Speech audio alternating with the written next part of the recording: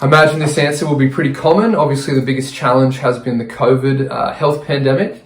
We are fortunate in some ways that we're a pure play online retailer, and it's been widely reported that e-commerce has seen an increase in volume, which we have experienced. However, it hasn't been without its challenges. We obviously needed to do the right thing from a health perspective of our team and our customers. Fortunately, a lot of people like myself can work from home. We've got some very important business critical departments though that we had to create pretty complex plans around, like our outbound warehousing facility and our photo studio that shoots new product coming into the business. So we had to work with those teams on A and B shifts to make sure that there was protection in case there was an infection within those teams. We've been fortunate that there hasn't been. Another area that we had to resource up was our customer service team. The customer experience was compromised through the peak of the pandemic, as most people would know. The parcel network in Australia and New Zealand obviously experienced significant delays. Within that caused issues for our customer experience. We saw a really big increase in customer inquiries through the customer service team.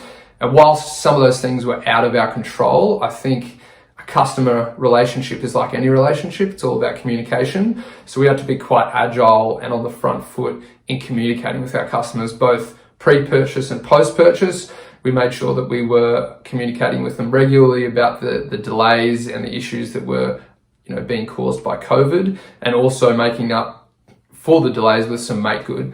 So we had some significant retention initiatives through that period. We saw a lot of new customers come to our business. We had a fairly complex retention program that's still going right now to make sure that even though that first experience might have not been in line with what we would like ordinarily, we made up for that after the fact and encouraging those people back for a second experience with us. It's no secret that we are now in unprecedented times. We have seen the world come to a grinding halt, and I believe that the fashion industry has been very strongly affected. I think in the area of priority, fashion sort of drops when the world finds itself in a very serious situation. So I think as a company, locally, regionally and globally, we will have to say that is the biggest challenge, and also the initiatives around trying to maintain a business, trying to keep cash flow, trying to keep people paid, trying to negotiate rents, looking at every asset of the business and every facet of the business to ensure that we can continue would have to be the biggest challenge we've ever faced. As a company, we've never seen zero revenue, and we are on a daily basis confronting new changes. Now, coming out of this, we will see a lot of changes in the retail business, in the fashion industry. There are so many areas of change and opportunity and shift in this sort of post-COVID world when you think about fashion and retail. I think one of the key areas is what's the role of the store. So, we're seeing a radically acceleration of the in-store omni-channel integration. So those retailers that are heavily investing in a genuinely seamless experience between offline and online, and creating this sort of compelling reason as to why consumers should go back into store. So we're seeing the rise of contactless interactions in store, change room booking, so the ability to book a change room, and this sense of how do I obtain stock in store, so this sort of click and collect but a curbside collect. I think all of these things are going to be really table stakes for retailers.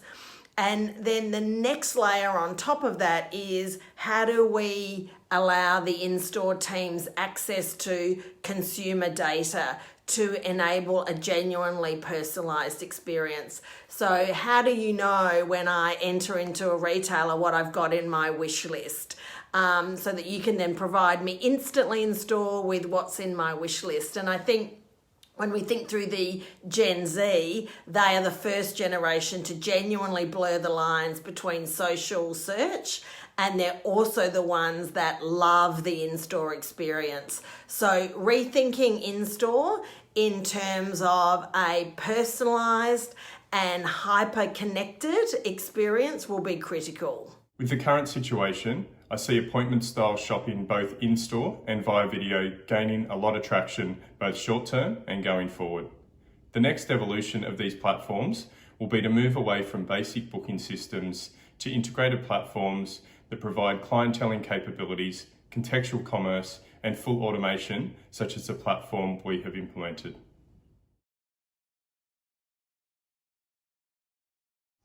The biggest initiative we've delivered this year has been an integrated stylist appointment booking platform that allows customers to either book a styling appointment in one of our stores or an appointment with one of our stylists via video.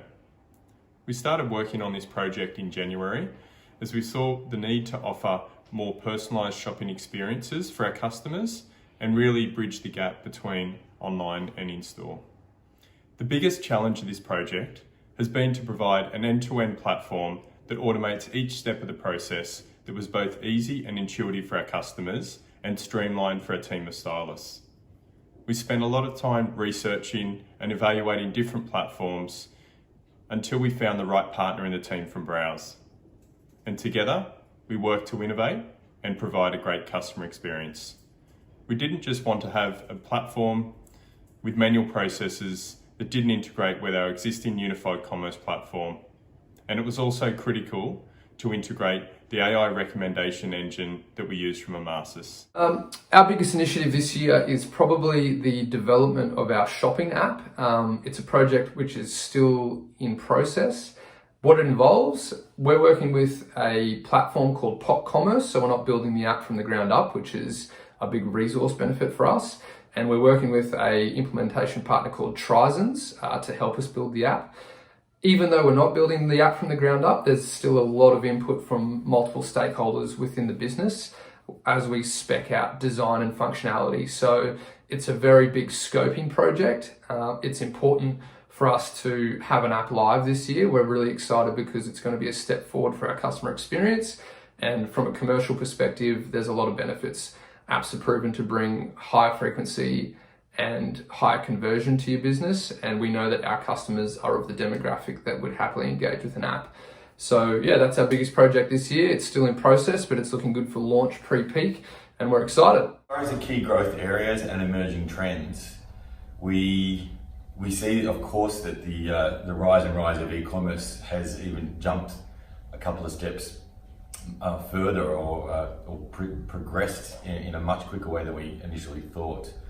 So e-commerce for us, at least in Australia, is still, we are definitely behind, but we will be launching a special program called Global E starting in July. So we're very, very excited about that. We've seen our e-commerce business with the likes of David Jones increase exponentially during the closure of our retail stores. I think the next biggest issue to consider are the way that we run our retail stores and the network of retail stores, what is necessary in a post-COVID-19 world. So at this point in time, I'm sure you can imagine there's lots of negotiations going on with landlords. And then we're having a very hard look at how many stores are actually necessary in this new world. So I think it's consolidating the retail network. It's picking up the pace with the e-commerce aspects of the business. And a further area would be really around the customization of our approach to our customers. It's not a one-fits-all blanket approach. We've had the time to really dive in and understand what our customers want, particularly the top tiers of our customer network, and consider different ways and personalized ways to engage with our customers and I suppose to surprise and delight them, because I think people will be wary about going into stores. People will be a little concerned about buying what they see as non-necessary purchases.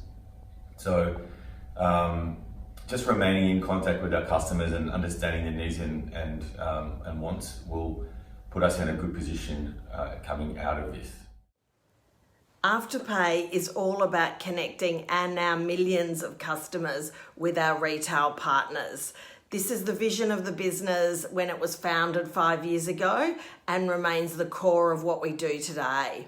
So a key project this year has been to amplify and facilitate that connection through cross-border. Firstly, with the two markets of Australia and New Zealand, and we will look to expand into other geographies throughout the year. So what this means practically is that retailers do not need separate e-commerce sites in each country to access the AFTERPAY network. So an AFTERPAY New Zealand consumer can purchase on an Australian retailer's site, pay in New Zealand dollars, and then the retailer is settled in Australian dollars. So this has been hugely popular. We're seeing thousands and thousands of customers every week connect with retailers, both large and small, that they otherwise wouldn't have had access to. And it's a further way that AFTERPAY is helping retailers grow internationally and expand their business.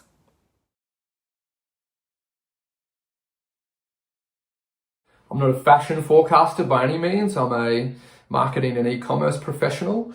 But from what I see in our business, and it's another thing I've spoken about before, that it's a lot harder for fashion brands in this day and age to resonate and cut through. And I think we've seen the death of the vibe clip is something that I like to speak about internally, because brands need to tell more compelling stories for people to want to engage with them in fashion. Compelling stories that I see every day in the 300 plus brands that we range are definitely around sustainability. It's obviously an emerging trend and something that's becoming more important to the consumer. A lot of collaborations and exclusives. So, you know, that we put a lot of effort and money behind brands that have got strong collaboration stories, whether that be with another brand or an individual. And then also exclusive distribution. So that's important for us as a retailer to gain as many of those as possible, which we're fortunately having some success with in 2020. So yeah, I think, you know, that's my read on some of the biggest future shift to fashion is that brands need to work harder. It's not just about nailing an aesthetic and, you know, continuing to produce ranges 4 seasons a year. It's more about compelling stories, and having a compelling story for your brand is what's going to make it cut through. While customers will continue to shop in a traditional sense in stores, there'll be a greater shift to online. Consumer behaviour's rapidly changed over the last few months, and I don't see this changing. As a result, brands and businesses, we need to adapt to allow customers to shop via more touch points than ever before, and I see this trend of appointment-based shopping continuing to evolve moving forward. So we talked about the customization of approach to our customers. You know, our top tier customers will remain more and more important to us for a considerable period of time. We know that tourism will have come to almost a grinding halt, we assume, until probably the middle of next year, could even go on longer. If we talk about it purely from a fashion or a garment area, there's no denying the increased focus on the casualization, being able to be relaxed, working from home. But what does that mean for the future? And will people continue to work from home? I feel that people will be buying clothes less out of need and more out of want. Now, of course, that is the fashion industry's way, but it won't be that a guy needs a suit anymore. It's like he wants to buy a suit and he wants to wear it because it makes him feel good, rather than I have to wear it to work. I also think that although we see very strong growth in athleisure, so everything from, you know, track wear, you know, wear at home, sweatshoods, this is growing at a huge rate. I have a feeling that because of all the postponements of events, occasions, that we will see a bounce back in the area of formal wear, but maybe the focus on formal wear as a need for work will shift and definitely go into a more of an occasion wear kind of scenario. So I suppose the more we get to understand what's going on with COVID-19, how much more we can relax the social distancing or allow groups, I think we'll see quite an upswing in events for the second half of this year and into the first half and all of next year. So it's something positive. I like to say that there's always positives that come out of negative. I've seen the way the team's working in a different environment. This is a very positive outcome. It shows that we can do it. We've sped up the processes. We've really had to look at all of the initiatives that we're investing in and make some very quick decisions. So we are confident we can come out of this, but there's no doubt this has been the most difficult, most trying period for this company, for the fashion industry, and personally as well. I've spoken before about the importance of unpaid traffic, especially to an e-commerce business like ours.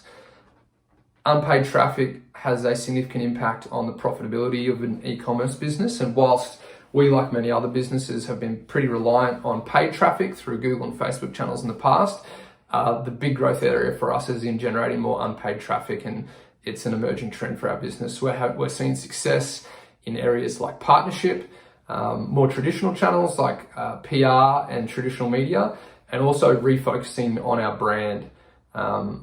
Brand was another area that was important to us through the COVID pandemic, and it continues to be.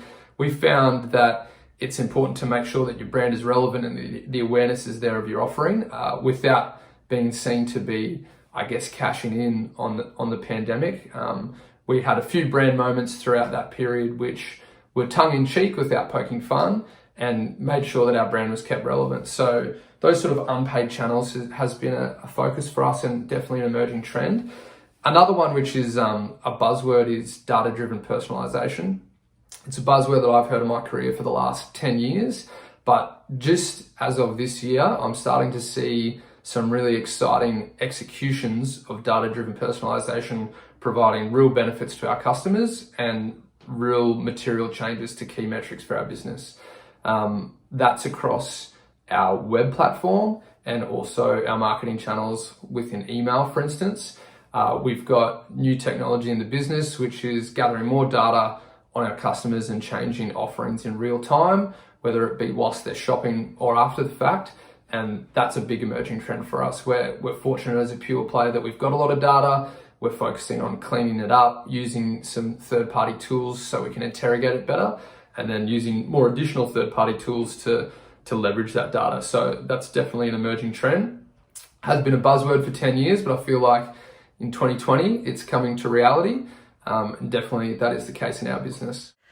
I think the next emerging trend is really an amplification of one that we're seeing already, and that is the rise of the conscious consumer and what has been called purposeful retailing. What we've seen during COVID is that consumers are really returning back to their roots, looking at their local communities, how they can be part of that community and support it. And people are wanting that sort of bespoke artisan products. And this will be absolutely driven by Gen Z, who in particular, all the research will tell you are prepared to pay more for environmentally friendly products, and also have an expectation that brands and retailers will be part of the community and do more for the community.